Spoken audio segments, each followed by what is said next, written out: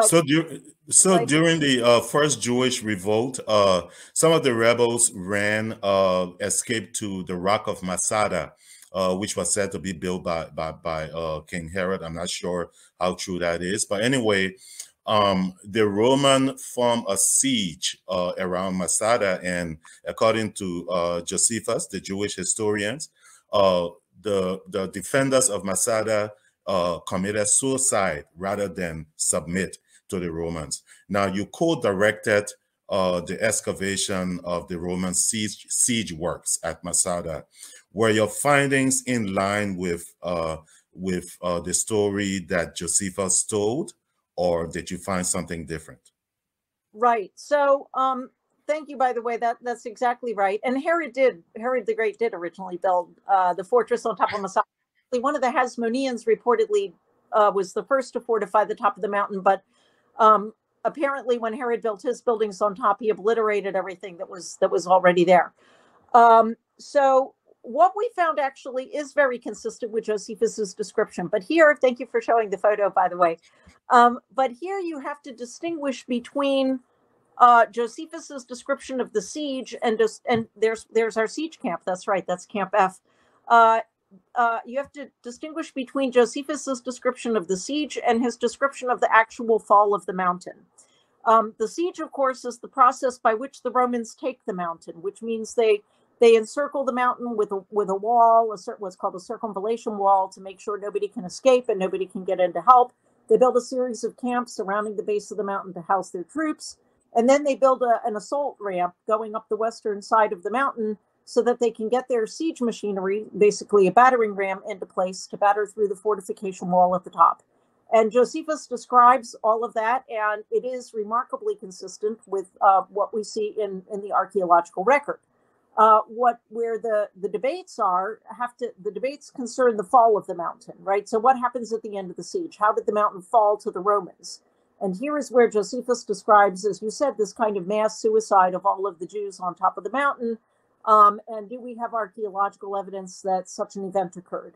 And the answer is no, that we do not. But the reason is because this is, again, one of those questions that archaeology is not equipped to answer. And so, what would you have expected to find? Something that would corroborate Josephus' version. What would you have expected to see? Well, what I think people expect to find is our physical remains of lots of skeletons, right, of the people who committed suicide. Because according to Josephus, there were 967 Jews, men, women, and children, on top of the mountain at the time of the siege. So you would expect to find, I mean, what people who want, to see archaeological evidence, I think, expect to see actual remains of, skeletons, right? Skeletal remains associated with the fall of the mountain. We don't have that. We do have a very, very small number of skeletons, and not all of them can be definitely associated with Jewish rebels, because there were other periods of occupation at Masada.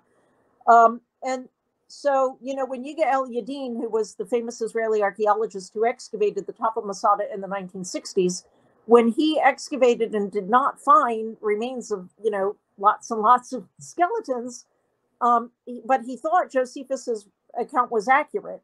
What he suggested was that when the Romans came up to the top of the mountain and then they left a garrison up there for a couple of decades, that the Romans then cleaned up all of the, the rotting corpses and either burned them or buried them in a pit somewhere. And so, we don't have their remains.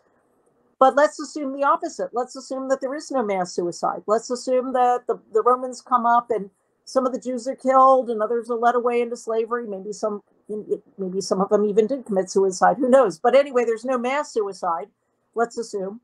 Well, the same thing would have happened. The Romans would have cleared out any of the corpses that were lying around and disposed of them. So I don't really know that there is anything that you can. So this is, again, why I say this is one of these questions that archaeology is not equipped to answer.